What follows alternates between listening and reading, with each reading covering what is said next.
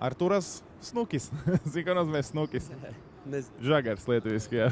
Nav neviens to nosaucis vēl iepriekšējā sezonas laikā. Man liekas, Latvijas, kur nozīmē žagars, bet... Nav neviens iegooglējis, jā. Nu, nav. Klausies, pēdējā diena turnīrā, priekšpēdējā vispār pasaules kausā, un Latvija ir tik tālu. Kā izbaudīt gan pēdējo treniņu, gan pēdējo spēli? Es domāju, būs ļoti forša spēle, būs ļoti laba atmosfēra, kā jau mēs te tagad sociālajos tīklos varam redzēt, kad gan Lietuva atbalsta latviešu, gan latviešu atbalsta Lietuvu. Es domāju, tas būs tāds uz svētku noskaņojumu nobeigums pasaules kausam. Protams, ka būs kārtīgs kāpiņš uz laukumu. Kā jau zināms, vēsturiski arī beigie draugi ar Lietuvu, bet, kad ir spēle, tad ir bez mazai kautiņš. Un pēdējo reizi mūs uzvarēja diezgan pārliecinoši, tāpēc es domāju, tā būs tāda neliela motivācija mums nospēlēt labāk šoreiz. Protams, arī gribās pabeigt turnīru uz pozitīvas nots.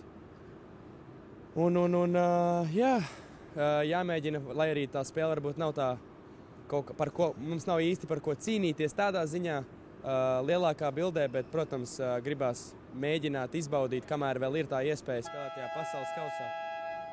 Pret Lietuvu skatījos, tev pirmā izlaša līmenī bija Baltijas kausā 2013. gadā U14 izlasē vēl.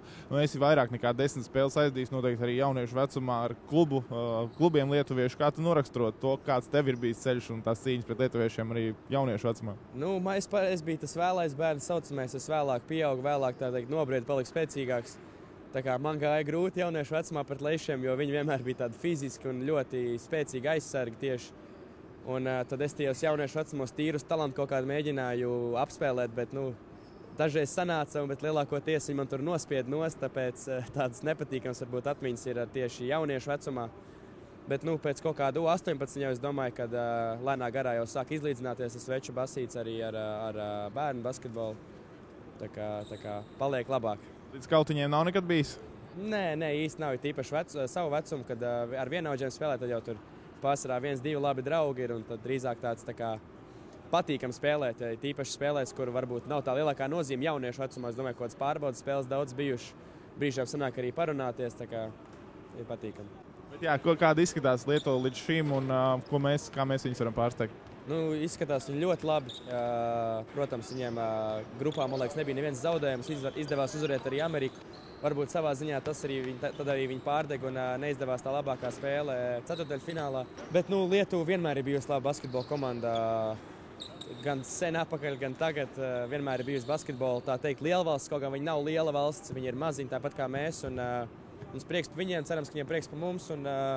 Iesim un cīnīsimies un, protams, ka mēģināsim uzvarēt. Tevi viņi arī visnoteikti vislabāk pazīst no visiem pretiniekiem, kas šeit ir bijušies, Lietuvā spēlējis. Vai tu pats esi izjūtis turnīra gaitā, ka paliek arvien grūtāk spēlēt? Mēs pēc rezultātiem redzam, ka par spīti tam pret Vāciju tu arī, lai arī neļauj spēlēt, bet tu pierādi, ka tu vari. Mentāli, protams, tas grūtākais ir, kā jau varbūt citās intervijās minēja, man liekas, Dāvs Bērtāns un Rodions Kurucs vienīgie ar tādu pieredzi, kad tik intensīvā spēļu grafikā, tik augstā līmenī. Protams, Rolands Šmits arī Eirolīgā brīžiem sanāk otrdienās un ceturtdienās, piemēram, spēle. Ja ne pat 3 spēles nedēļā, tā kā es domāju, mums pāriem spēlētājiem, kuri nav īsti pieraduši šim grafikam, ir tā diezgan sarežģīti mentāli nofokusēties. Protams, kad tu pamosties no rīta pēc 2 dienu pēc kādas, kas spēles bijušas, tad tās kājas tāds bišķi vājas ir. Bet tiklīdz kā tu uzkāp uz basketbola laukumu, tu jau kaut kā mentāli savācies un mēģini to labāko izdarīt. Šajā turnīra fāzē vairāk mentāli nekā taktiska cīņa. Es domāju, ka noteikti tīpaši tas saucamais pagraba pusfināls un pagraba fināls pa 5. 8. vietu, tur ir tīrākā mentālā cīņa. Jo ir iznācis tas gala rezultāts tāds, ka 5. 8. vieta necīnās ne pa olimpiskajām spēlēm, ne pa medaļām.